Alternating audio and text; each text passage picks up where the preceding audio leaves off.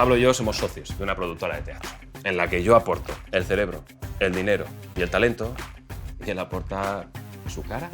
Estoy hasta los huevos de aguantarle, la verdad. Han sido demasiados años juntos. No veo la hora de putearle delante del público y hacer sangre de él, la verdad.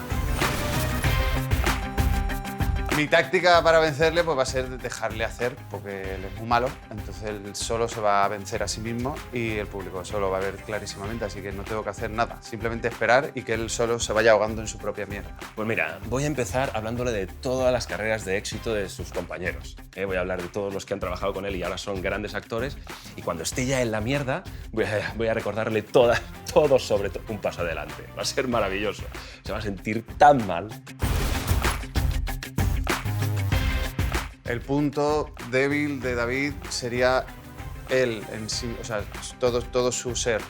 Pablo Puyol es un claro ejemplo del síndrome de Joselito, el pequeño ruiseñor. La única diferencia es que Pablo no canta una puta mierda.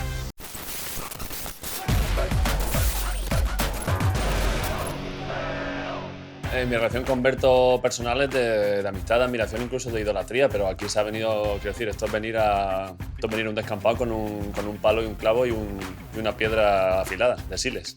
O sea, que todo eso queda en un segundo plano en este caso. Le guardo las distancias, sé que es una amenaza para mi carrera y también para la de toda la comedia en España. Y como tal le guardo respeto, pero como el respeto que se le tiene a una serpiente o a cualquier tipo de animal que no se haya podido domesticar. Mi táctica para ganar es pelea de vagabundos.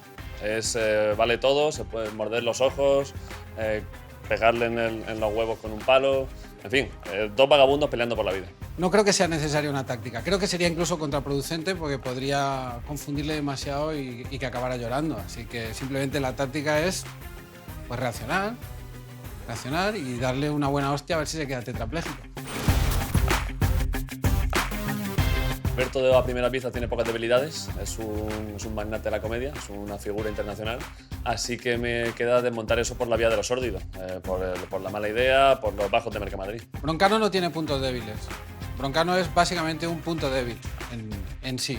Toda su persona es, te diría que un vórtice de debilidad. Y además se ve, nadie necesita ser tan agresivo y tener ese lenguaje gestual tan barrio bajero si no tiene algo que ocultar. Y ese algo que ocultar es ser una mierda de persona.